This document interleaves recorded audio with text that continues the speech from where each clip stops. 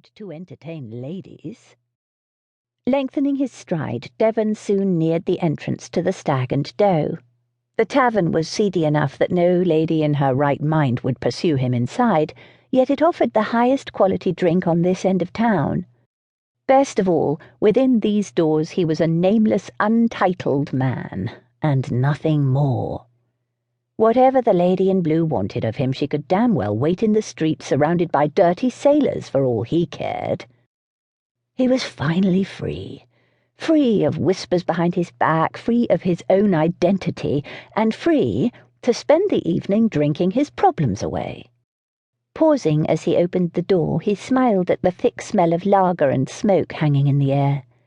As he breathed in the sweet smell of anonymity, something careened into his back with a small oomph. He turned and looked down into the face of the woman in blue.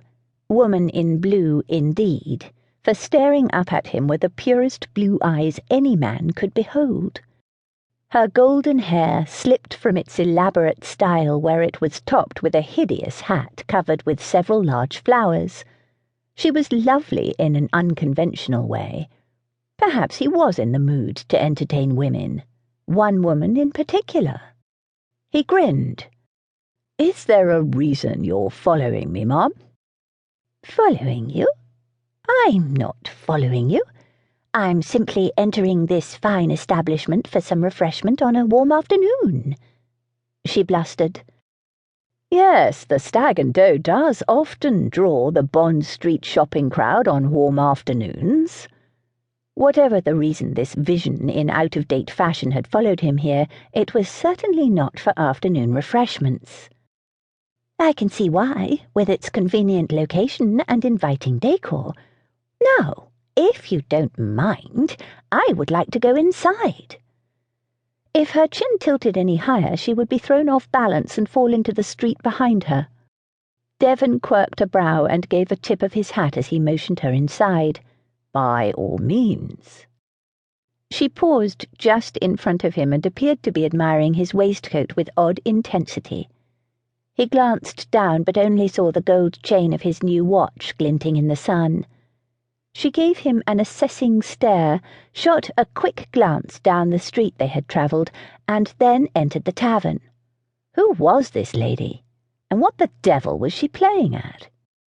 The same elderly man who always tended bar set a glass down on the long wooden surface that ran along one side of the room. A wall covered in bottles of spirits stood at his back.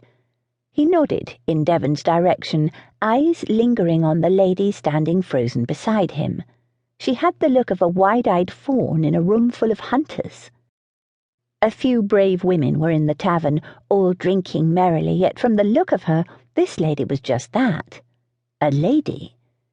She most likely had never been inside a tavern, and had chosen a poor time to follow him, for this was where he planned to while away the remainder of his afternoon.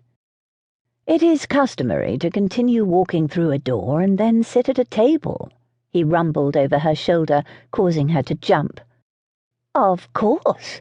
I was merely assessing where I might find the best table." "I'm planning to sit there by that dirty window.